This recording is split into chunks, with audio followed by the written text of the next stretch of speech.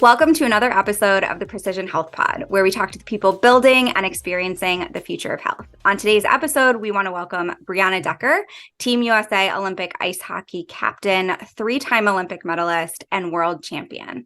Welcome, Brianna. We're so excited to have you. Thanks for having me, Rachel. I'd love to get started just hearing a little bit more about how did you get started in hockey? Yeah, so I grew up in a small town, Dowson, Wisconsin, about 1,500 people.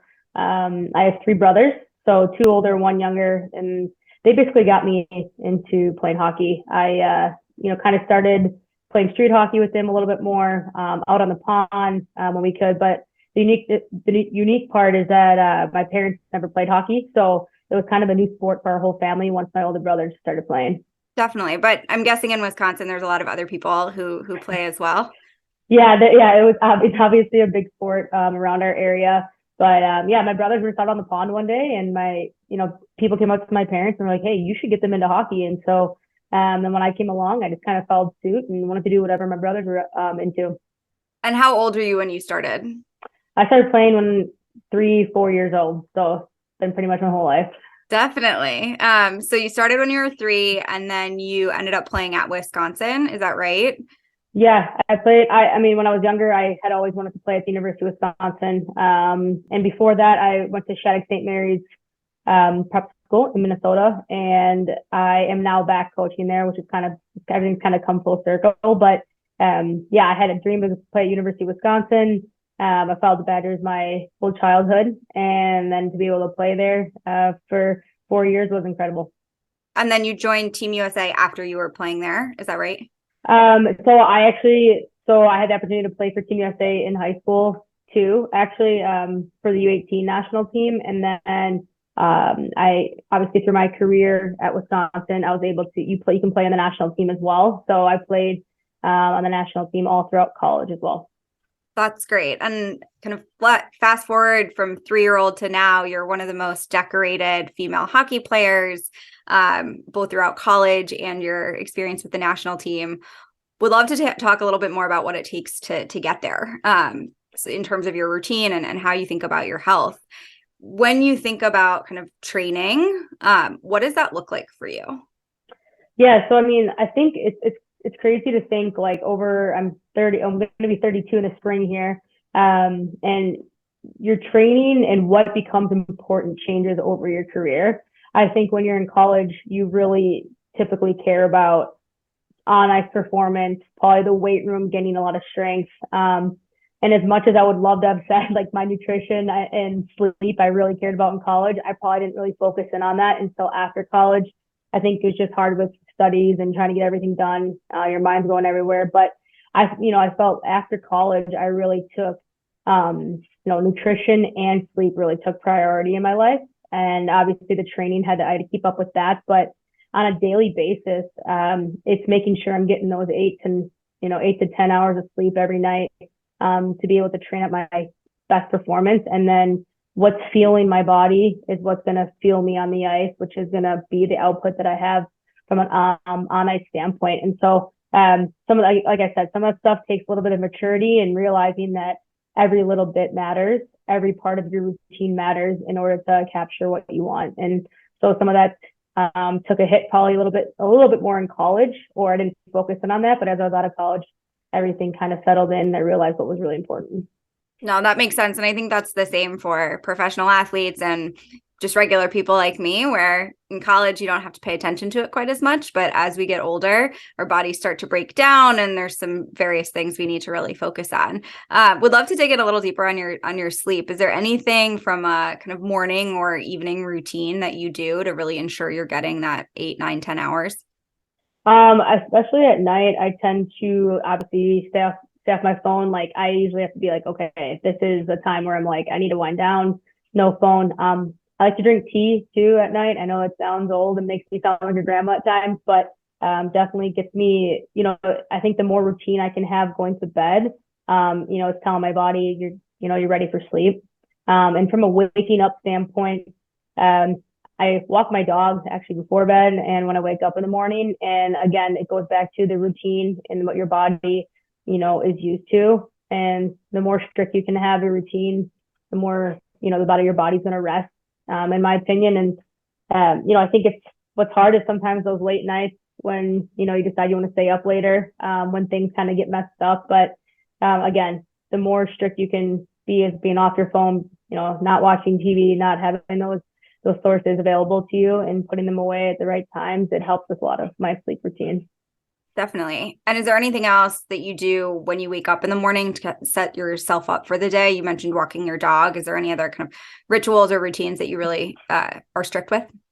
Yeah, I have it down to a T. I mean, I wake up right now, and so like I said, I'm back coaching, and we practice at 6:50 in the morning. So I'm up really early, around like 5:30.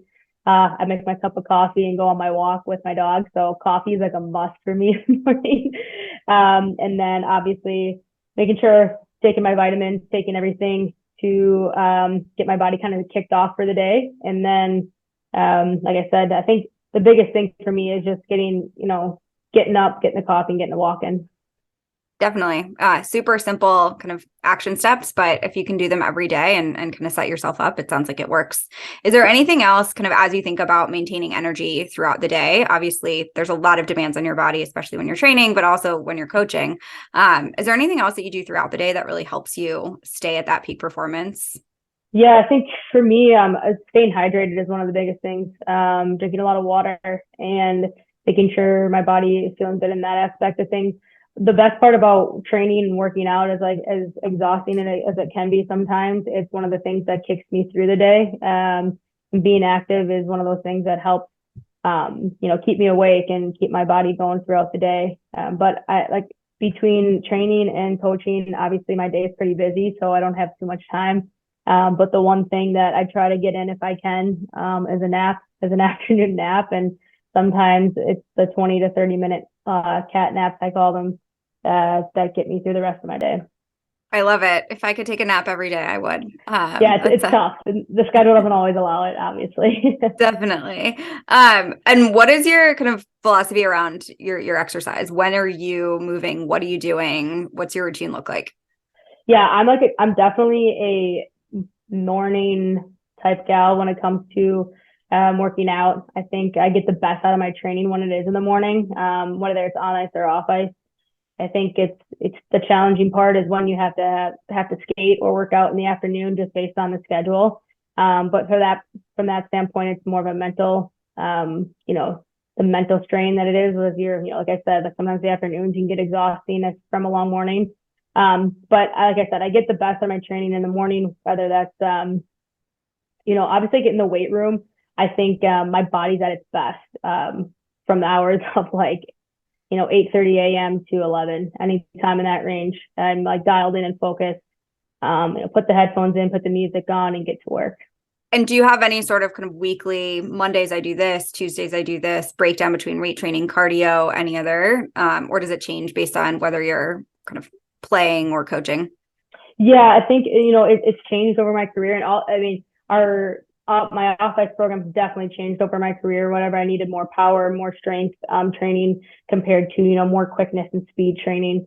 And so a lot of that has changed over my career. I think when I was younger, I did a lot more weightlifting, getting them, building muscle. So I'm able to then work off that muscle. But one thing that I definitely don't skip out on is cardio, just because I've realized that I'm out of college and in the professional setting, it's harder to get the game-like feel because we don't play as many games. And so being able to get that cardiovascular training in every single day is super important. So I'm feeling fit and ready to go when I have tournaments for USA. So. Yeah, and skating is tough work. My brother was a college hockey player, and it's I grew up watching him, and the amount of cardio and effort that it takes to kind of do those sprints on the ice is insane. Yeah, it's the one thing that's really tough about it is like there's nothing that compares to it. Like you can be on the bike or you can do sprints or hill sprints or anything like that, and nothing compares to the on ice training. So that is one of the most challenging parts about being professional hockey player is being able to somehow correlate something that works off ice that it is on the to the on ice. Definitely. And how have you thought about nutrition kind of over the course of your career? I know you mentioned in college you weren't paying as much attention to it, but then you started. So what does your nutrition and supplement routine really look like? Yeah. I mean, basically, like I said, like however you feel your body is how you're gonna output is going to be on the ice for practices and games. And so again, focusing on hydration, but then also I'm a huge breakfast person. Like I don't like to miss out on breakfast. So making sure I'm getting the right amount of protein. I stick to eggs quite a bit. And eggs and oatmeal and, steel cutouts, things like that. And then for lunch, depending on training, it's, obviously I have to make sure I'm getting quick protein and carbs in after training. And then dinners I stick to more so just like a meat, a fish, anything like that with salads and, some sort of rice or something like that. But I try to kind of plan out my meals throughout the week, not necessarily, people do actually meal prep and put them in containers and whatnot. I'm not one to really do that, but I'm one to make sure I kind of have things set for the week, obviously, because the week is pretty busy. So my Sundays usually consume of me making sure I have those meals ready. Definitely. And nutrition is such an important part of making sure you're sleeping well and making sure you're fueling your body so that you can do all those workouts and those on ice kind of cardio, skating and all of everything that really you put your body through. In terms of supplementation, is that something that you have done throughout your career? Is it newer? I know you mentioned you take your vitamins in the morning. What else are you kind of paying attention to there?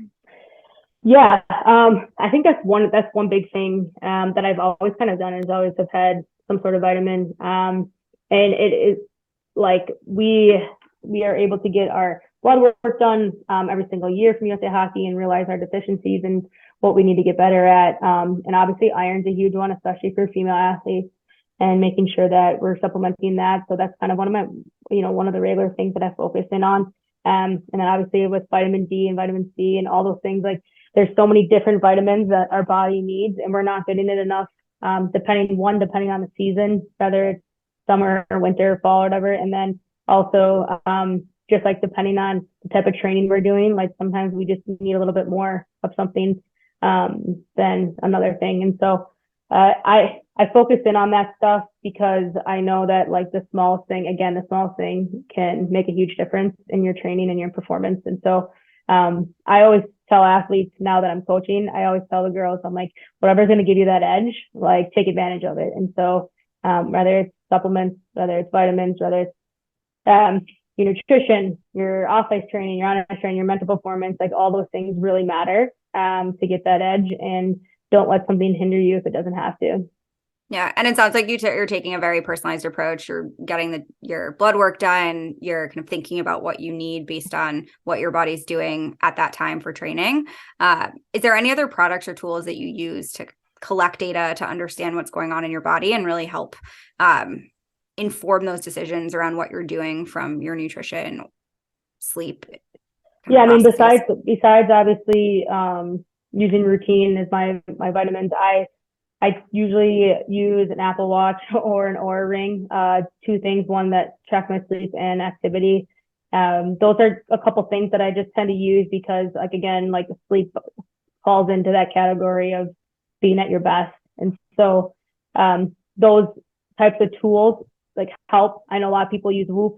Those are different, again, tools that help. I think anything to gauge, stats don't lie, and things like that you can gauge your performance off of.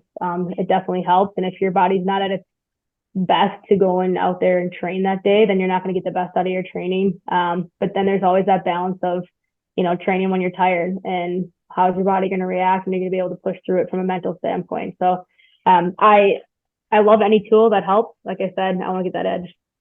No, definitely makes sense. And I know, unfortunately, that you went through an injury during the latest Olympics. How has your kind of routine changed as you're focusing on recovery and coming out of that injury?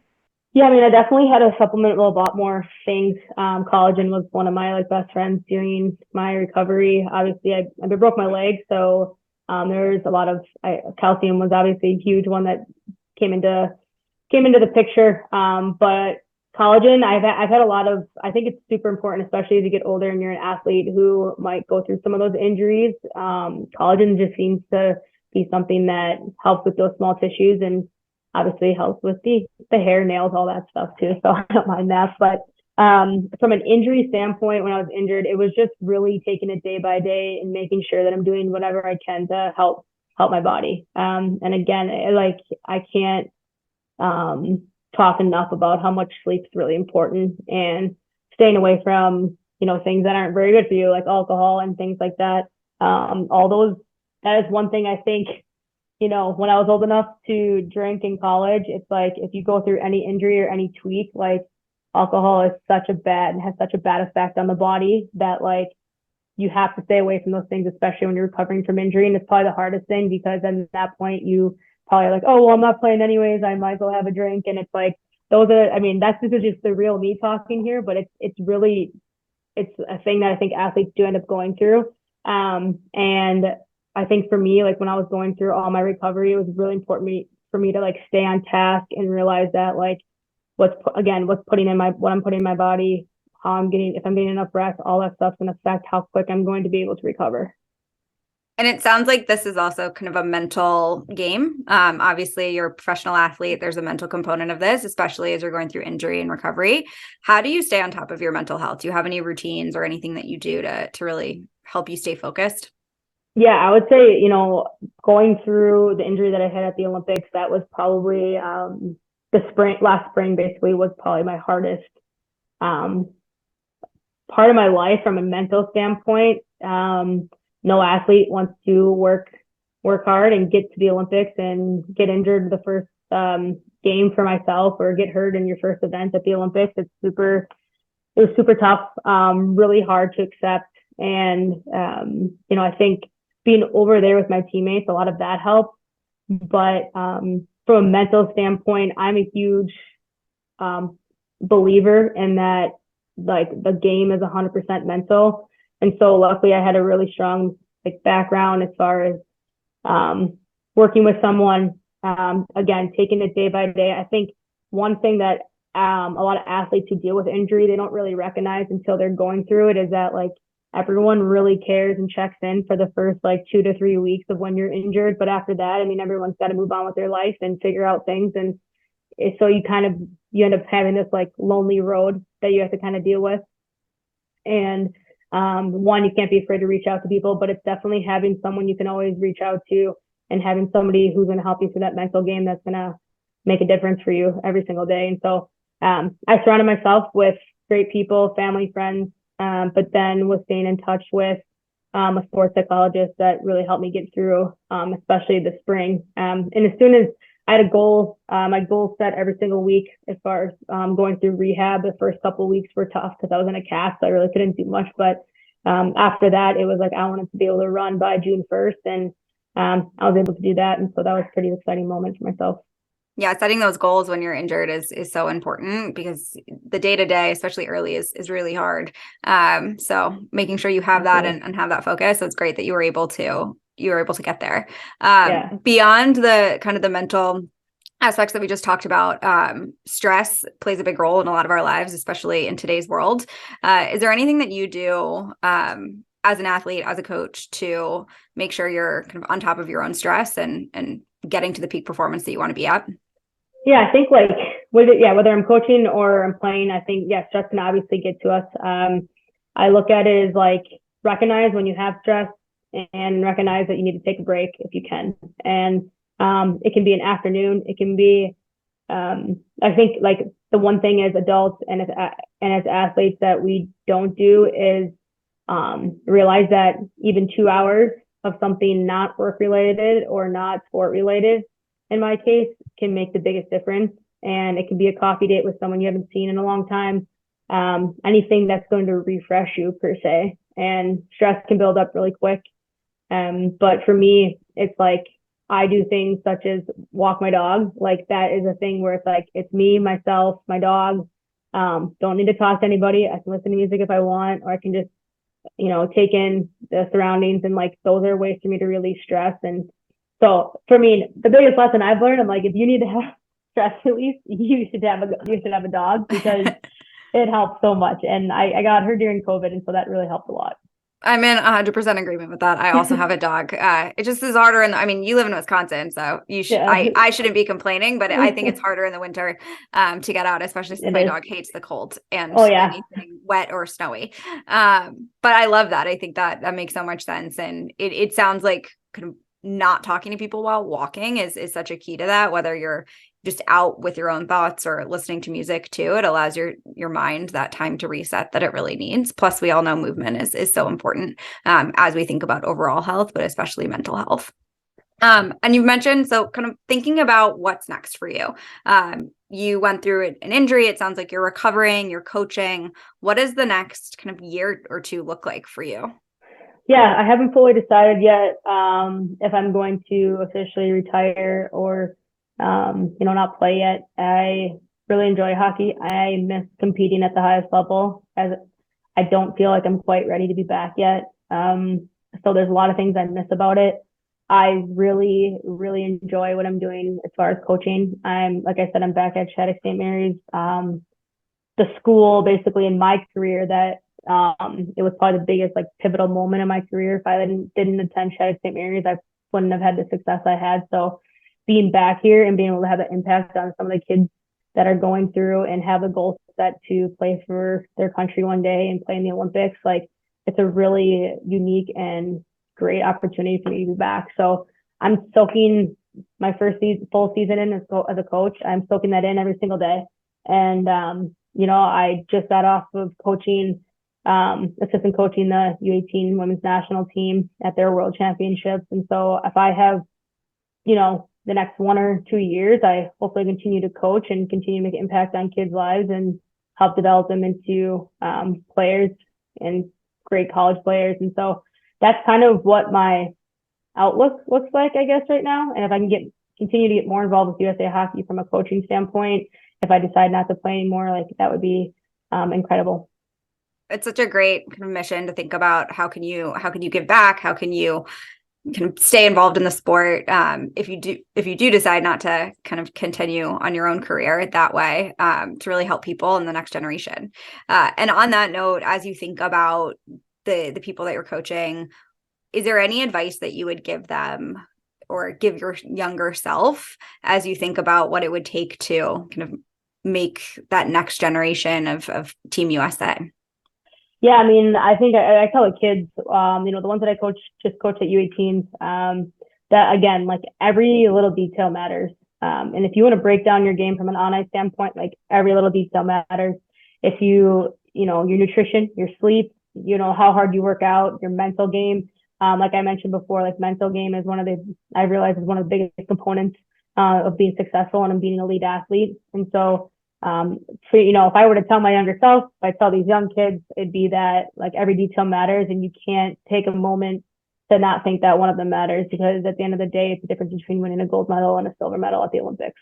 Definitely. And as you think about that future of what you described, which is really precision health and thinking about what your body specifically needs to perform at its optimal level, is there anything that you're excited about or any trends that you've seen that you're hoping become more mainstream or hoping are more available to those kids that you're coaching?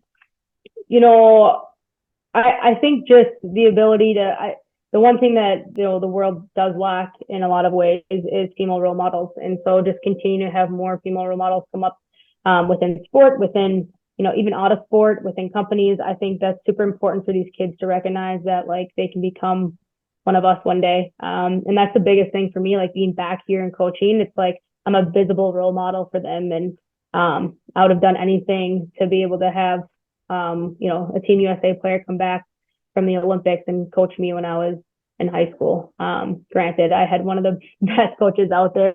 He's incredible. And I'm back coaching with him now, so I can say that. But I think just being able to have female role models and putting us in scenarios that are having a direct impact on kids. No, that makes so much sense. And I couldn't agree more, coming from the business world too, where I think it's less than 2% and decreasing of VC funding is going to female founders. The percentage of female CEOs and kind of all those people at the performance on the business side. I want more female mentors there as well, and helping to elevate more female voices through a number of things that I do also. And on that note, would love to hear a little bit more about how people can find you. Are you online? Are you on Twitter? How can people connect with you? Yeah, I mean, I'm most active, I would say, on Instagram. I am on Twitter too, but I really don't go on there as much. I probably should go on there a little bit more often. But yeah, mostly Instagram. And like I said, as much as I should be more active on social media, it's, I love social media for so many different reasons. And in other ways, I think sometimes it's nice to take a break and not be on it as much. But yeah, I'm an Instagram gal, and that's kind of what I focus on. Great. Well, for everyone listening, please go to Instagram and find Brianna there. And thanks so much for joining us today. This was a great conversation. Awesome. Thanks, Rachel.